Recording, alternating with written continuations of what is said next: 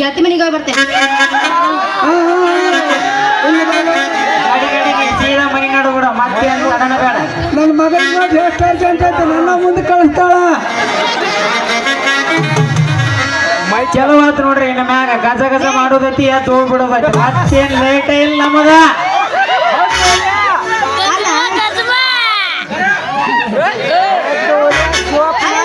ನಮ್ಮ ಅಪ್ಪ ನೀನು ಯಾಕೆ ಅಷ್ಟು ಬೈತಾನ? ನೋಡ್ಲಿ ಕುಮಾರಿ, ನಿಮ್ಮ ಅಪ್ಪಂದು ನಿನಗೆ ಗೊತ್ತಿಲ್ಲ.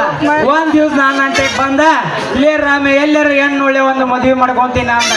ಶೆಟ್ರ ನಮ್ಮ ಗೂಗಲ್ ಮರ್ಯಾಗಂತ ನಿಮ್ಗೆ ಹೆಣ್ಣು ಸಿಗುದಿಲ್ಲ ಅಂದ್ರ ಸಿಗುದಿಲ್ಲ. ಮದುವೆರ ಏನ್ ಮಾಡ್ಕೊಂತ ಏನ್ ಮಾಡ್ತೀರಿ ಅಂತೇಳಿ ಅವತ್ತು ಒಂದೆರಡು ಮಾತು ಬೇದ್ ನೋಡ.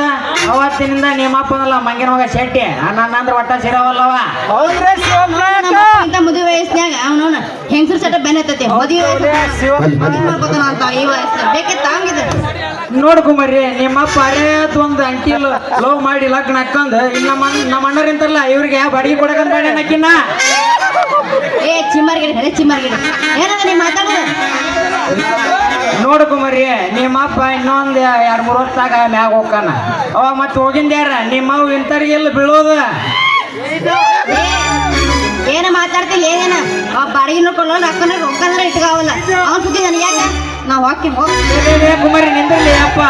ಒಮ್ಮಿಂದ ಒಮ್ಮಿಗೆ ನೀ ಹಿಂಗ ಆರಿ ಹೋದ್ರಲಿ ಹೆಂಗ?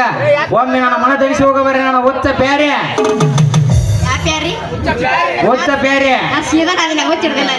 ಆತರ ಅವಾಗ ಪ್ಯಾರ್ದು ಒಂದು ಒಲಿ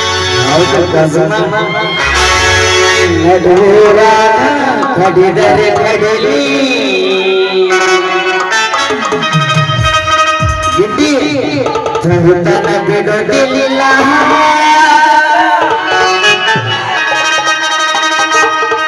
ಬಿಟ್ಟರ ಛಾತಿ ಮಗನಲ್ಲ